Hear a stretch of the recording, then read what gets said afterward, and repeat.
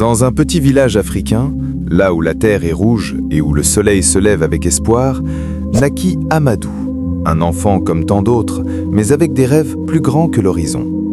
Très tôt, chaque soir, pendant que le village dormait, il étudiait sous une faible lampe, conscient que la réussite demanderait des sacrifices que peu étaient prêts à faire. En même temps, il aidait sa mère au marché, apprenant que le travail honnête forge l'homme autant que l'école. Puis, lorsqu'il annonça son départ pour l'Europe, le village entier célébra, persuadé qu'il partait sauver tout le monde.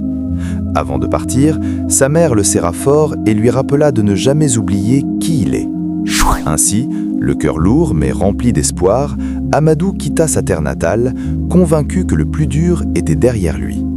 Cependant, l'Europe ne l'accueillit ni avec richesse ni avec facilité, mais avec le froid, la solitude et le silence.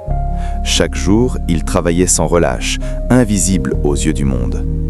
Peu à peu, les messages de sa famille se multiplièrent, demandant de l'aide encore et encore, comme si l'Europe était une source infinie d'argent. Au début, il donnait sans compter, persuadé d'accomplir son devoir. Mais mois après mois, son compte restait vide et ses rêves s'éloignaient. Finalement, il comprit une vérité douloureuse. Il sauvait tout le monde sauf lui-même. Pire encore, les demandes devinrent des reproches et l'aide une obligation. C'est alors qu'il réalisa qu'un homme qui s'oublie finit par se briser. Heureusement, les paroles sages de sa mère lui rappelèrent qu'il devait se protéger pour pouvoir aider les autres.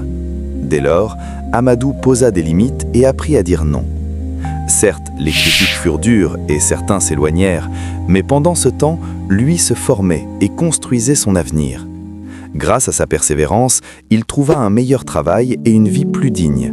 Ensuite, il recommença à aider sa famille, non plus par sacrifice aveugle, mais avec sagesse, afin de créer l'autonomie plutôt que la dépendance. Avec le temps, sa famille apprit à investir et à se relever. Des années plus tard, Amadou rentra au village, transformé. Il n'était pas riche d'argent, mais riche de sagesse. Sa mère, fière, vit en lui un homme debout et en paix.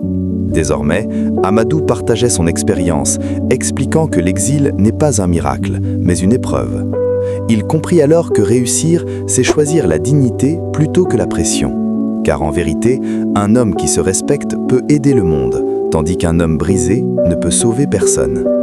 Ainsi, son histoire devint une leçon pour tous ceux qui rêvent sans connaître le prix du sacrifice. En conclusion, le vrai succès n'est pas d'envoyer de l'argent, mais de ne jamais se perdre soi-même.